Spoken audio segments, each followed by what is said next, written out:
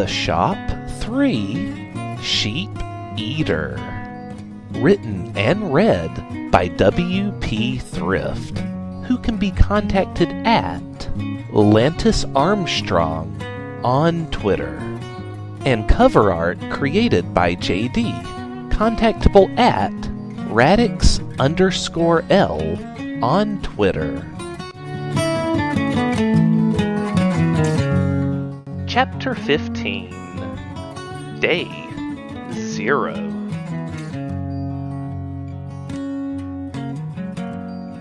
Cassidy did her best to avoid walking through the living room, and would continue to do so until after all the decorations had been taken down after New Year's.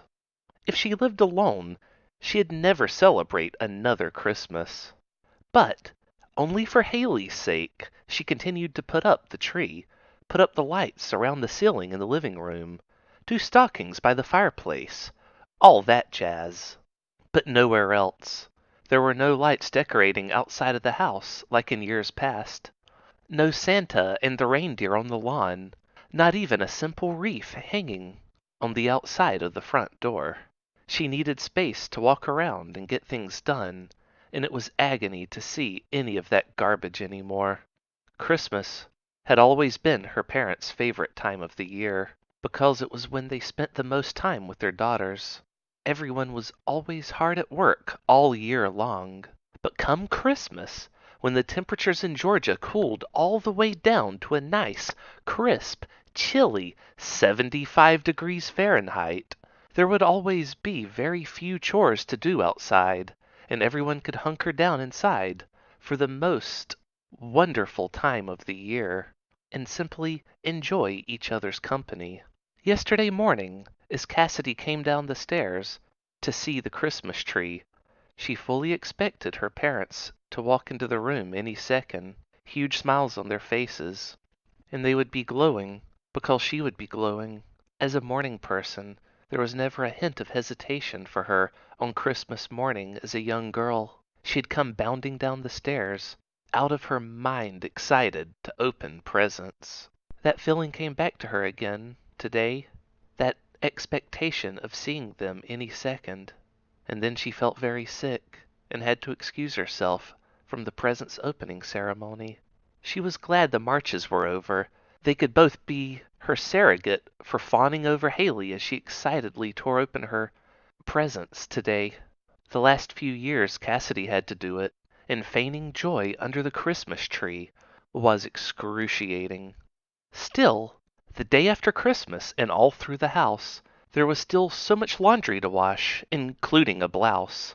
She'd wash all the dishes with the utmost of care, as she did alone every night, whether or not it was fair. Across the world people headed to bed, to face nightmares of Sheep Eater, wanting them dead. But that last part Cassidy didn't know about yet. She just did her nightly chores around the house, while taking the long way around to the washing machine to avoid passing by the living room. The dirty clothes hamper in the laundry room was empty, letting her know that nobody bothered to bring their clothes down yet again. So she headed out and up the stairs to all the bedrooms to fetch discarded clothing items off the floor and bring them back down. Approaching Lantis's door, she thought perversely for a moment about just barging in and potentially catching him in an awkward moment. She would have the justification that he hadn't brought his tracksuit down to the hampers again to throw at him after the fact. She most likely wouldn't have gone through with it, but she just became distracted before she could make up her mind either way when she heard a bust of static coming from a different nearby room. It made her jump slightly, and then made her cautious as to what it could be. It was time to investigate. Sneakily, Cassidy figured out the bust of static had come from Mr. and Mrs. March's room. The door was closed, so she snuck over to it and pressed her ear against it to listen up. It sounded like they were messing around with a police scanner or something in there. More static and a few shrieky sounds made her think that it could be something more akin to a transistor radio. They would have something like that, Cassidy thought, only thinking about their age rather than their professions. I can confirm. A voice Cassidy didn't recognize said. Now, keep your voice down. The walls here are pretty thin. Mr. March replied, though he was much louder than the other voice. Is your cover at risk of being compromised? The unfamiliar voice, deep and scratchy, came again. It was more clear this time, as tinkering with the radio seemed to be helping. No, it's nothing like that, Mrs. March said. We just don't want anybody to worry. Okay, I see, the unfamiliar voice said. But yeah, there's been over 1,000 separate reports that's come out around the same time. Nothing on the news anywhere yet. It's just begun happening. But our ops have confirmed that nobody can sleep anymore, anywhere on planet Earth. The sample size is still relatively small, but extremely scattered. And not one operative is reporting in that anyone is fully asleep right at this moment. Cassidy could not know this, but the samples this guy spoke of were from bugs the Marches had their deep cover operatives plant in homes across the globe. This had been part of a long-time effort to keep an enormous sample size of the planet's population under constant observation. It wasn't just for sheep-eater. There were many other dangers ranging from mass hypnosis to a second zombie apocalypse on Earth, which they would always need to monitor for signs of such things occurring. This was stuff that the news would be slow to pick up on, if ever. So only by making sure that people everywhere were living what they'd consider normal lives could the Marches be certain that all was clear in the world. Then, looks like it's about time for your brother to head out, huh? Mr. March said. Brother? Are they talking to Liquid in there? Cassidy realized this suddenly. She had heard Liquid mentioned by the Marches before, when they were still justifying training Lantis here to her. They wanted to cite a direct source of knowledge to back up their theories that he was capable of surviving their training. They were quite candid with her about certain things. She had never met Liquid, though, never heard his voice. He sounded so different from Lantis, so grizzled. Will Lantis be ready for this? Liquid asked. Oh, you'll see, Mrs. March said. Solid Biscuit will rise to the occasion. There was a long pause. Then Liquid could be heard groaning loudly, while Mr. March cracked up laughing louder than Cassidy had ever heard him laugh before. Oh, honey, that was such an amazing pun, Mr. March declared. No it wasn't. God damn it. Liquid could almost be heard squirming as he spoke. Oh, what do you know? Mr. March barked back at him. Honey, don't listen to him. I'm always telling you have such an amazing sense of humor. Well, why don't you ever use it when we're around everyone else? Let them appreciate you the way I do. Can we get back on track here? Liquid grumbled. Oh, all right, Mr. March said. Now, where were we? Oh, yeah, Sheep-Eater. Well, we know he's on Rayleigh. So, if he's finally put his plans into action, we gotta get you boys out there as quickly as possible. Let's say, tomorrow night. You still have the address of that dock we sent you, don't you? Yes. Good. Meet Lantis there at 2100 hours on the 27th. You're gonna have to steal a boat without being seen. Then go infiltrate Sheep-Eater Island and assassinate him, preferably without anyone ever knowing that you were there. You got all that? Mr. March laid it all out. What could possibly go wrong? Liquid murmured. He knew how much saying things like that bothered people, so he did it all the time. Thus far, nothing had ever actually gone wrong for him, so surely nothing would go wrong this time, right? You take care, dear, Mrs. March said. You two are without a doubt our best agents. But there's never been a monster as powerful as Sheep-Eater is now. Not in the physical realms, at least. I would say be sure to get some rest, but, you know. Yeah, Liquid replied. Sleep is out of the equation until Sheep Eater is dead. Don't worry. I've trained to go a week without sleep if need be.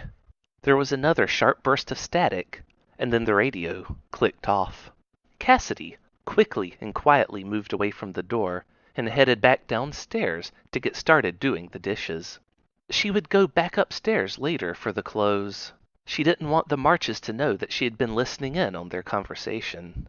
Picking up the first plate, she grabbed a cloth hanging from a nearby rack, dipped it in the now room-temperature sudsy water she had prepared before going, and failing to start a load of laundry, and began to scrub clumped-up food particles off the plate. It didn't need to be perfect, just good enough to come out of the washing machine looking perfect. Believe it or not, there were still plenty of people in this world that could fuck up this simple task. She put the plate on the rack, in the open dishwasher next to her, then picked up the next plate. Her heart was racing. She didn't even notice this until now. What was she afraid of? The Marches finding out she overheard them? They would be annoyed, but not mad at her.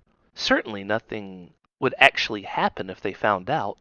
She put the plate on the dishwasher, then grabbed a handful of spoons and forks, and scrubbed all of them down quickly, completely missing scrubbing anything in the middle of the wad, and then absent-mindedly dropping them all down in a plastic utensil holder. In the dishwasher, she pulled a large frying pan out of the sink, many plates shifting their position around in the sudsy water as the frying pan abandoned them, and she began to vigorously scrub it. The polished silver bottom of the frying pan shined her own reflection back at her. Her hair stood up in places where it had become free of the band she had used to tie it all back into a ponytail this morning. She cringed at the combination of hat hair and the hair of a hard worker she was left with. So then, Lantis is about to be shipped out, huh? She said to her reflection. Her thoughts were so scattered that the only way she could put a coherent thought together was to vocalize it. He doesn't even know yet. He has to go fight that monster on some island. What was its name again? I don't remember. You never keep up with anything important, do you, Cassidy? Oh, doesn't matter. Lantis will kill that monster and get back here safe and sound. Or wait, is he coming back here? Is their training over now? If it is, where does he go? He's not just gonna disappear like the Marshes always do. Like what they always do to Ray. Will he? She tilted the frying pan back towards herself, erasing her reflection from it. For a second, she thought doing this had warped her face into being much smaller, but then noticed it wasn't her reflection anymore. It was Haley's. Cassidy let out a slight gasp of surprise, then turned quickly to see her.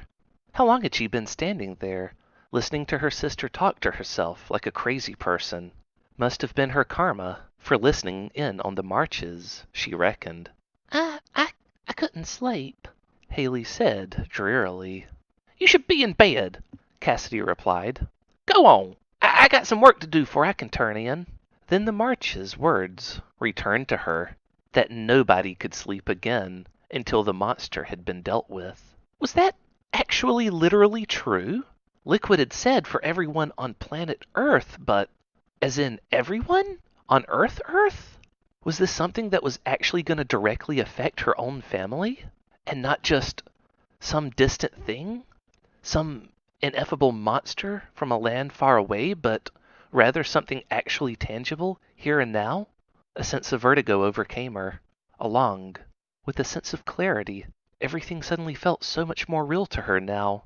The thought of Lantis leaving tomorrow. He'd be on the dock by 9 p.m., they had said, albeit with what Cassidy would call funny time.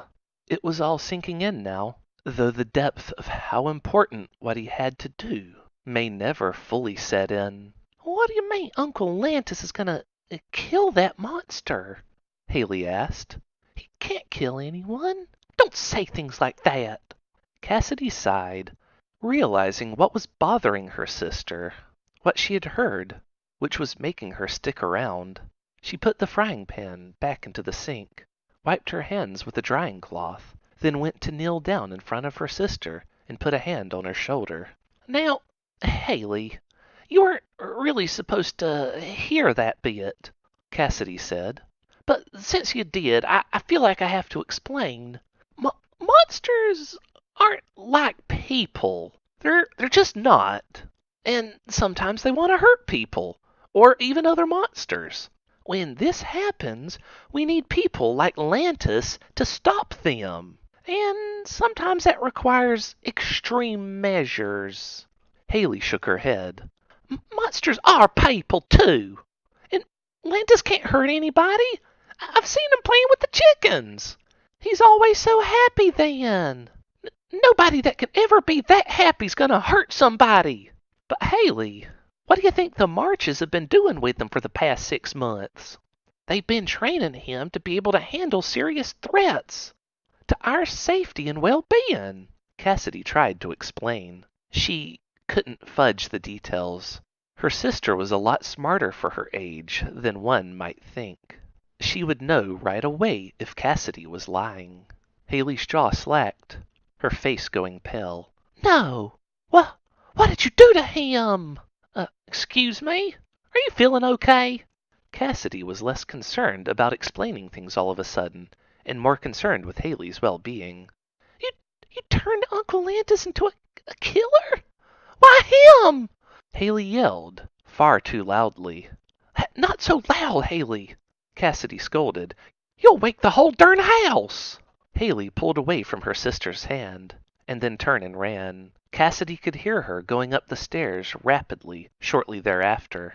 She probably could have handled that better, but she figured Haley would get over it in time. Once she had calmed down, Cassidy would try again to explain to her why it's important to handle monsters that threaten the safety of the civilized world in such a manner. "Why, Lantis?"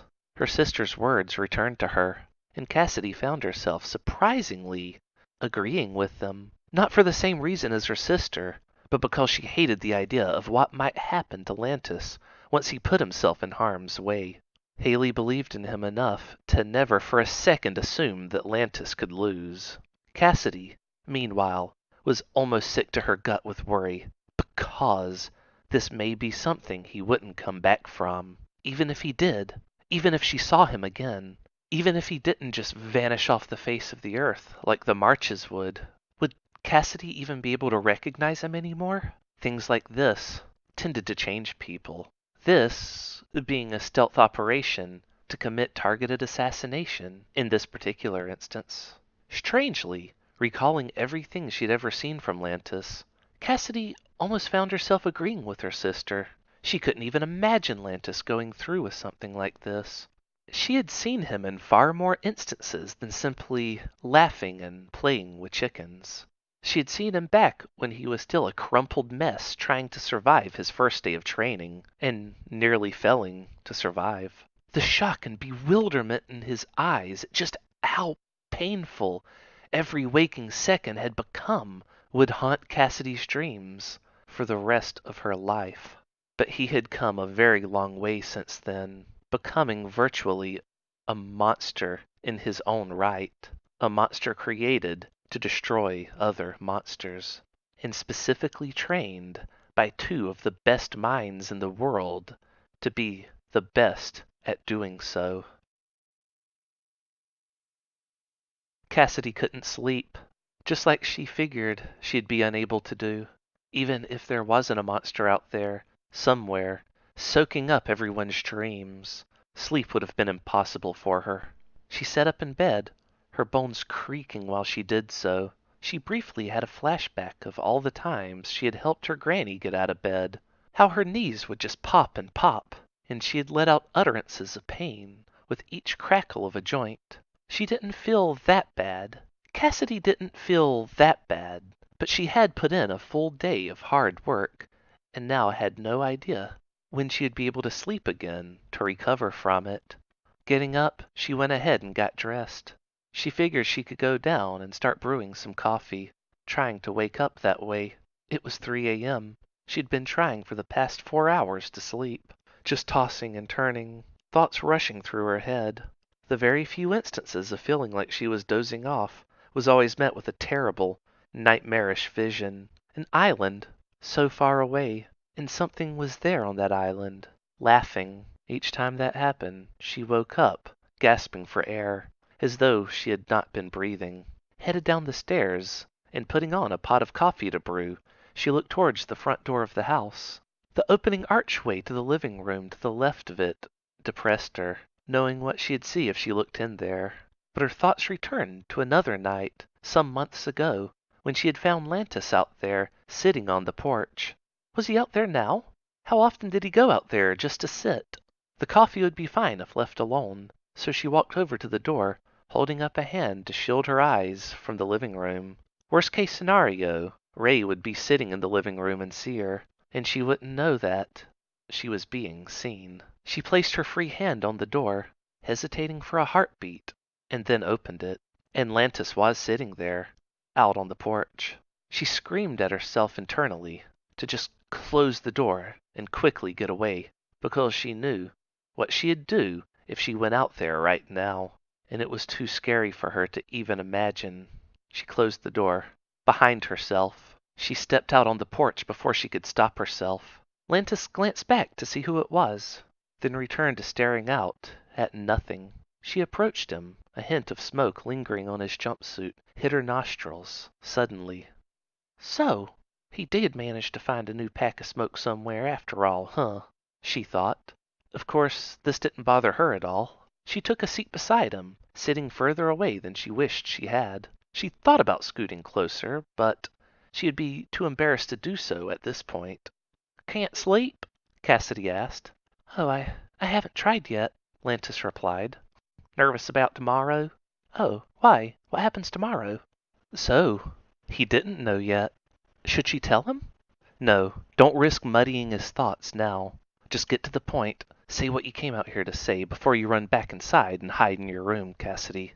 Never mind, Cassidy said. Say, could we go for a walk? Yeah. Why not? Lanta shrugged. Cassidy didn't want anyone to overhear them, or stepping out onto the porch without her noticing. Once they started walking together, she also noticed how nice it was.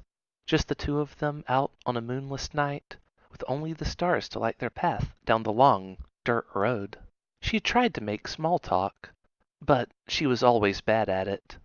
She asked about his training, but he didn't seem to be too interested in talking about it.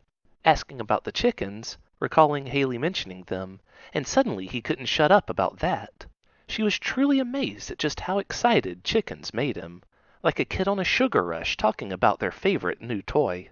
But the dirt road didn't last forever, and far, far too soon they had hit the end of the driveway, and started walking back towards the house. Her heart sped up as she realized her time was limited.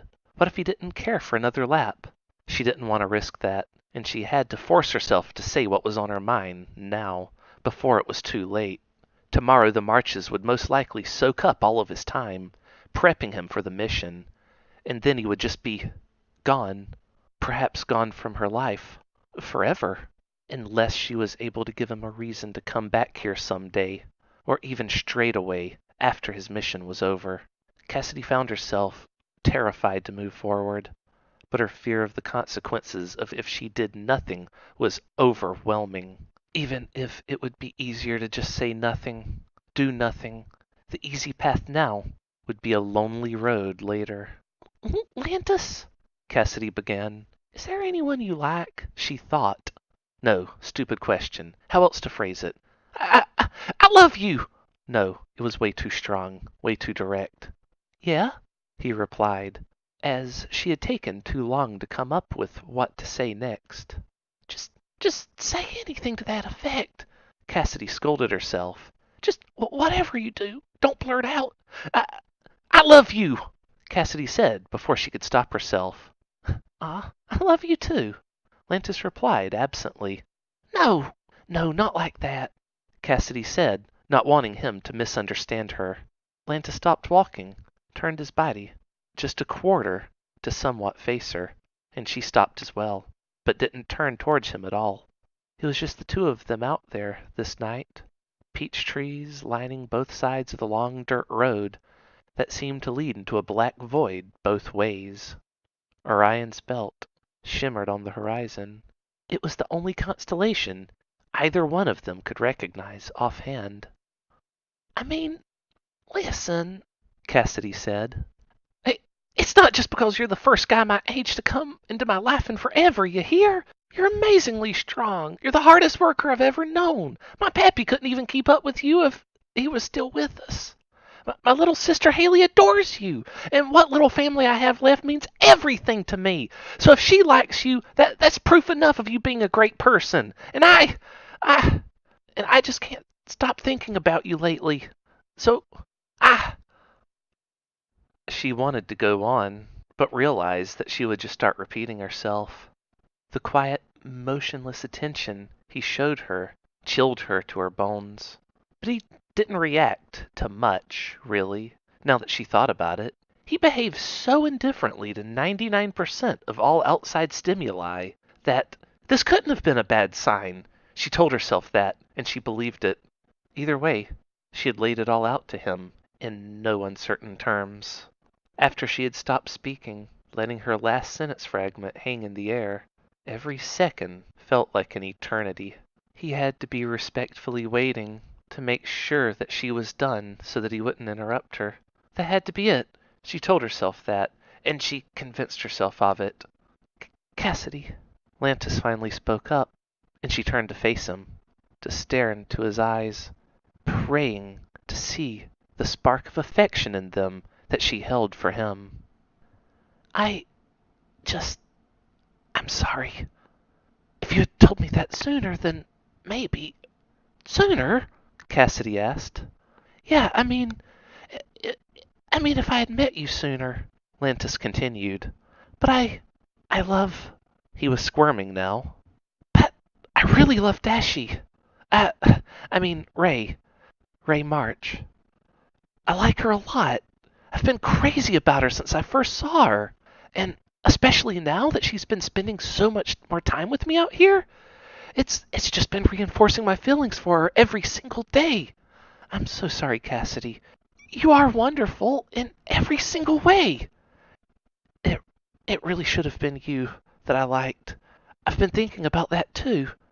You're way nicer than she is, way more dedicated to making sure that everyone around you's happy. You do so much for everyone while never asking for anything in return. Nobody's ever been kinder to me than you have. I really should like you more. But I just don't. Love is illogical, I guess. The heart wants what it wants. Cassidy replied with a flat, yeah, okay then. Her voice didn't even crack. She wasn't sad, but only because what he had said had not fully set in with her yet. Oh, but it would, though. Soon. Very soon. As soon as they got back to the house and he went inside and she went out to the barn to be alone, she would curse Ray's name, using her house and her generosity to get under Lantis' skin. She hated that girl even more than ever now, and she found herself punching hay bales in the barn, imagining that they were Ray's face. She had to stay mad, because otherwise she would be a sorrowful wreck.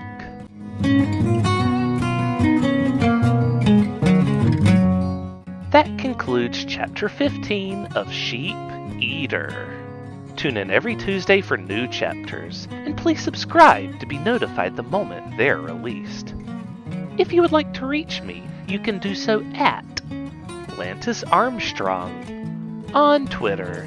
That's LANTISARMSTRONG. Thank you for tuning in, and we hope you'll join us again for next week's chapter. Final Preparations.